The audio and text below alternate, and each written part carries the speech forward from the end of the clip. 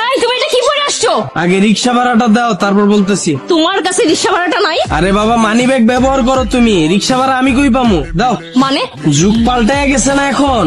আগে তো ছেলেরা ব্যবহার করতো মানি ব্যাগ, মেয়েরা ব্যবহার করতো ভ্যানিটি ব্যাগ। তো কোথাও কোনো বিল দিতে গেলে ছেলেরা মানি ব্যাগ বের করে বিল দিত। তখন মানি ব্যাগই তো ব্যবহার করো তোমরা। বিল আমি কই থেকে দিমু? দাও বিল দাও, ভাড়া দাও। আগে তুমি রিক্সা থেকে নামো। আরে বাবা, ভাড়াটা না দিলে আমার তো নামতে দিব না। দাও ভাড়া দাও আগে। মামা আপনার ভাড়া কত? 50 টাকা।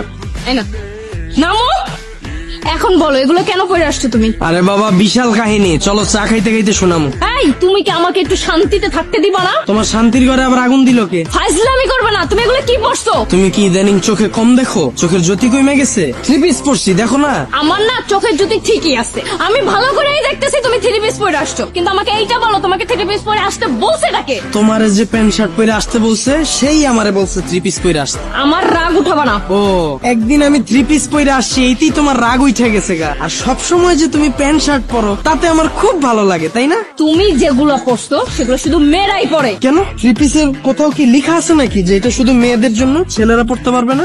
এই যে রাস্তা দিয়ে আসছো, কয়টা ছেলেকে দেখছো এরকম থ্রি পিস পরতে? কিন্তু মেয়েরা শার্ট প্যান্টও পরে, মেয়েরা থ্রি পিসও পরে। আহা, তোমরা তো প্রথমে থ্রি পিসই পড়তা। তোমাদের মধ্যেই তো কেউ না কেউ শুরু করছে প্যান্ট শার্ট পরা, এরপরেই তো তোমরা সবাই পড়া শুরু করছো। তো ছেলেদের পক্ষ থেকে না হয় আমি শুরু করলাম। আর শুধু আমি না তো, এখন থেকে আমার আত্মীয় স্বজন, ভাই ব্রাদার, বন্ধু বান্ধব যা আছে সবাই এরকম আমার মতো থ্রি পিস পড়তে। আর শুধু ওরাও না তো, আমার ফ্যামিলির ভাই আছে, আব্বা আছে, সবাই এরকম না না, আব্বার কথা কওয়া যাবে না, আব্বা মুরব্বী মানুষ, আব্বার দিয়ে গেল।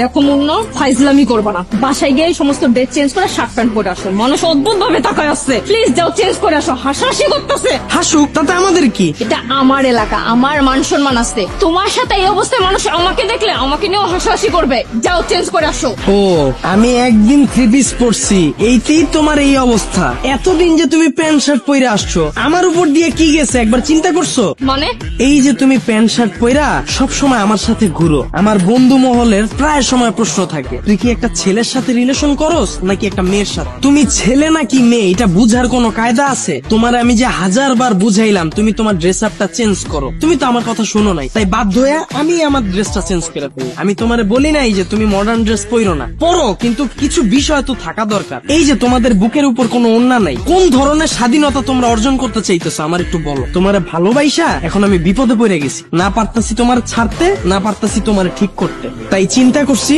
তোমার তো আমার ঠিক করা সম্ভব না, তাহলে তুমি ছেলের বেশ ধরো, আমি মেয়ের বেশ ধরি। যতদিন না পর্যন্ত তুমি তোমার বেশটা চেঞ্জ করে মেয়ের বেশে যাবা, অতদিন পর্যন্ত আমি থ্রি পিস পরেই ঘুরবো। এখন চলো চা খাবো। শোনো, আমি না বুঝতে পারছি, আমি আর এইভাবে চলাফেরা করবো না, শার্ট প্যান্ট পরবো না। এখন থেকে শালীন ভাবে চলাফেরা করবো, ঠিক আছে? আর শোনো না, তুমি না এখন গিয়ে প্লিজ এটা চেঞ্জ করে আসো, আমিও গিয়ে চেঞ্জ করে আসি। যাও প্লিজ। আমি রেডি হয়ে গেলাম, তুমি বাসায় যে ড্রেসটা চেঞ্জ করে তাড়াতাড়ি আসো, যাও। আপনারা অনেকে জানেন গত 10-15 দিন আগেও আমার পেজে শুধুমাত্র 2500 ফলোয়ার ছিল। সো আমি কিভাবে শুধুমাত্র নাটক আপলোড দিয়ে এই 10-15 দিনে প্রায় 60,000 ফলোয়ার করে ফেললাম, এই বিষয়টাই আমি আপনাদের শেখাবো। আপনি নাটক আপলোড দিয়েও কিভাবে ইনকাম করতে পারবেন এবং খুব কম সময়ে আপনার পেজে ফলোয়ার নিতে পারবেন। আমি আপনাদের ভিডিও কলে আলাদাভাবে শেখাবো আপনি কিভাবে নাটকের ভিডিও এডিট করবেন, আপনি কিভাবে নাটকের কালারটা এডিট করবেন যেন সবার কাছে অনেক আকর্ষণীয় হয় দেখতে, আপনি কিভাবে আপনার ভিডিওতে লোগো অ্যাড করবেন, অথবা আপনি কিভাবে আপনার ভিডিওর মিউজিক এডিট করবেন যেন আপনার ভিডিওতে কপিরাইট না আসে। এই সকল কিছু জানতে আমাকে ইনবক্স করুন। অবশ্যই এটা পেড সার্ভিস। আমি যখন আপনাদেরকে সময় দেব, আপনাদেরও উচিত আমার সেই সময়ের মূল্য দেয়া। ধন্যবাদ।